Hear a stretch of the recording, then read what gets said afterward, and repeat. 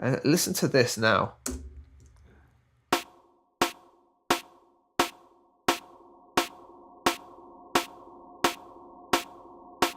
Hello guys, it's Unders. Thank you very much for joining us today.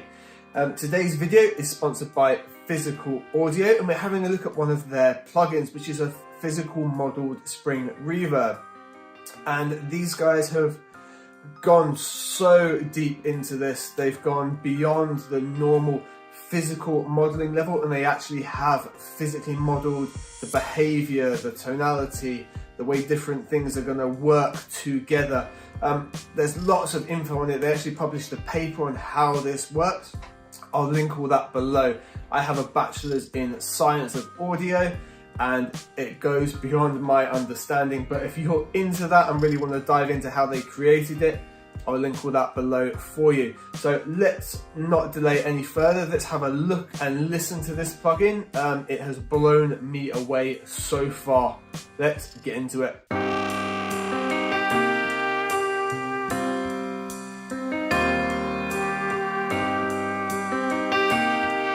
Okay, so here we are in Logic, and I've got the first instance of the Dual Spring Reverb loaded up. I've put it on a bus with the snare. Now this track is sort of a liquid drum and bass track. It'll be out later this year, but we're just using this to demo it and have a listen to what we can really do with it. So the track at the minute sounds like so.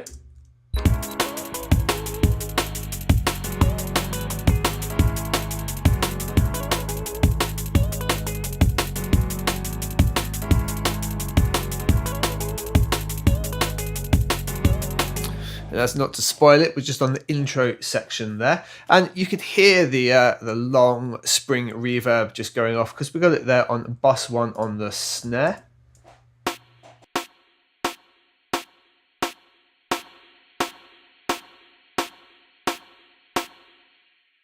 And it's got that real springy ring off sound. Now, what's quite special about this particular plugin is it actually uses numerical modeling to create the dual spring system. So it is really physically modeled. The only thing I could really give you an example of that I know works like this is a Piano Tech, which is a piano sound, but it's completely synthesized by numerical values. These guys have gone down that same process to make effects plugins, and it leads to something that's really efficient, doesn't require a convolution system, so it isn't limited as well, and gives a really, really pure sound. So if we have a look over the GUI, on the left-hand side, we've got our spring parameters.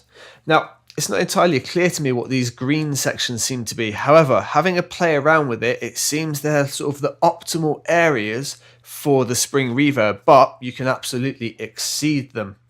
So we've got our echo time and our echo spread, as well as our chirp cutoff and our boing. Now the echo time and the echo spread, they set the initial sort of chirp time. And with spring reverb, that chirp time is referring to sort of the initial hit that causes the spring to start vibrating. Because of the way they've designed this as well, anything that follows on afterwards is not a repeat of the same spring vibration. It takes into account that the spring is already vibrating and will be an offset from that motion already in place, which is what makes it so realistic. Below that, we've then got the chirp cutoff. That's relatively self-explanatory. As you can see, it's even measured in kilohertz there. And then we've got Boing, which is a percentage.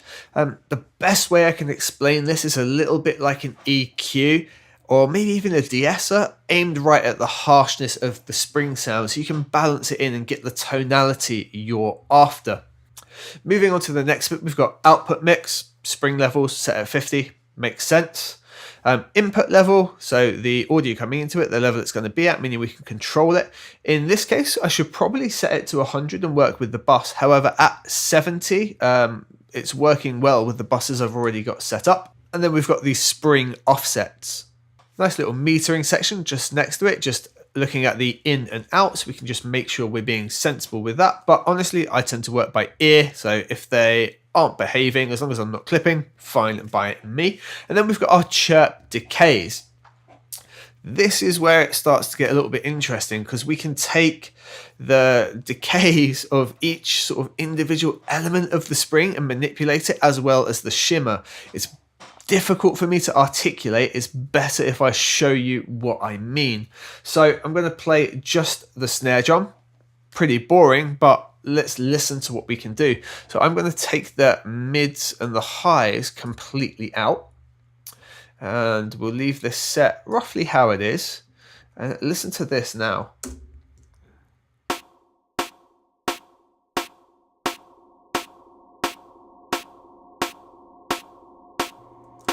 Now you can absolutely hear like a big spring being manipulated by sound, but we can balance it exactly how we want it just with these 3 sliders.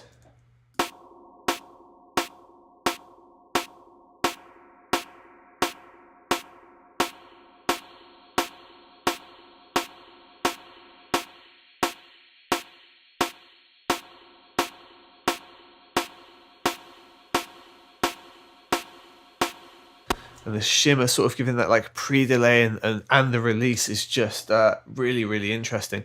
Something that was quite nice was if we take the echo spread right the way down and we're going to reduce the mid and high, have quite a high low. We've got a really good sound here.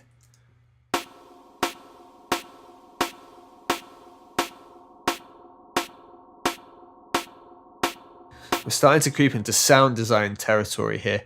We could do a similar thing if we just wanted to have a individual part of the snare become like in its own space with the echo spread down.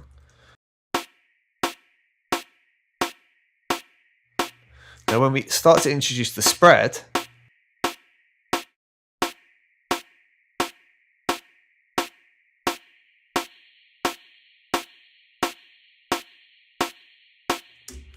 so let's listen to it in context of the drum bus.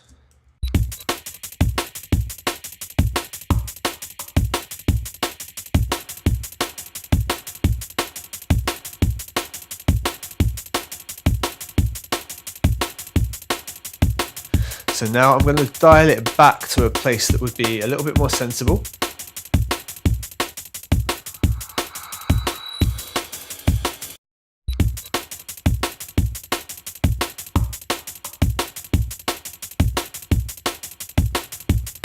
So now if we were to disable it,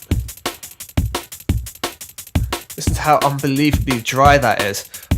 But when it's in, it doesn't feel out of place at all. It feels very, very natural.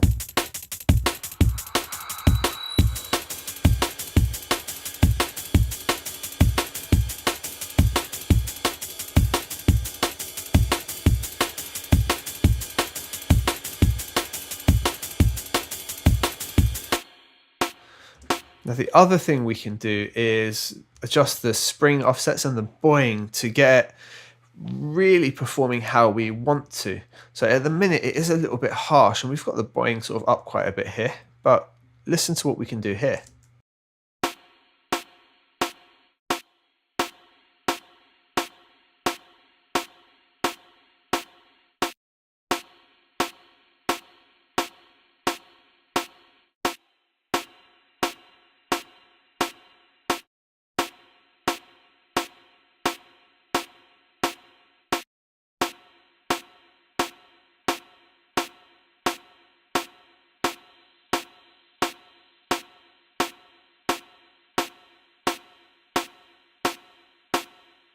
Now it seems far too much on the snare alone, but if we take it away, we kind of miss it. It's a very boring, very dry, quick drum and bass snare. Bring this in. Far more interesting. Now if we bring the whole drum bus back in,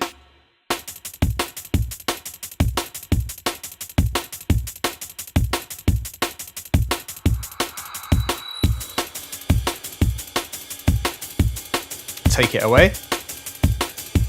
Just too dry.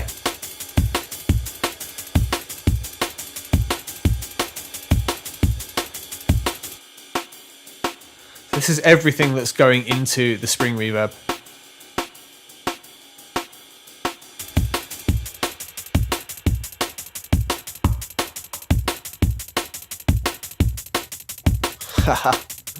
Wow.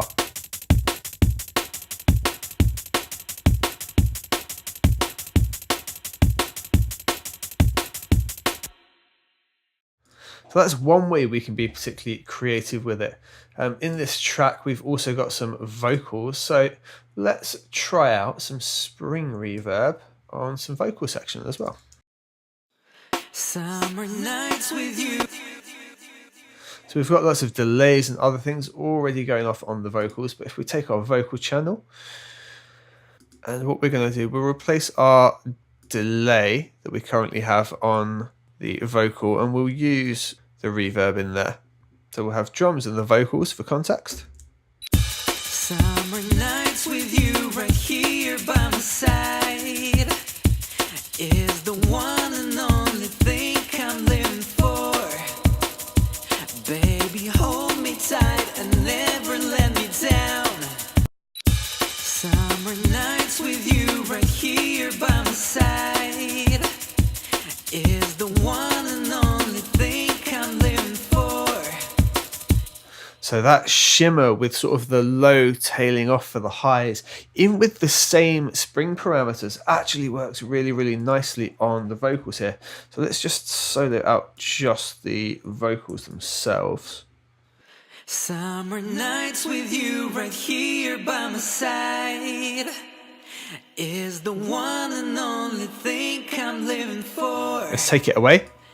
Baby, hold me tight and never let me down. What a difference. Feel the ocean vibes and kiss me till sunrise.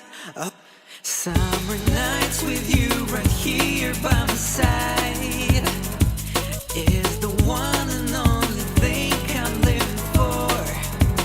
So let's hear it just on that lead vocal there. As extreme as we've put it on there, it works in the mix because it's just so pure and so detailed.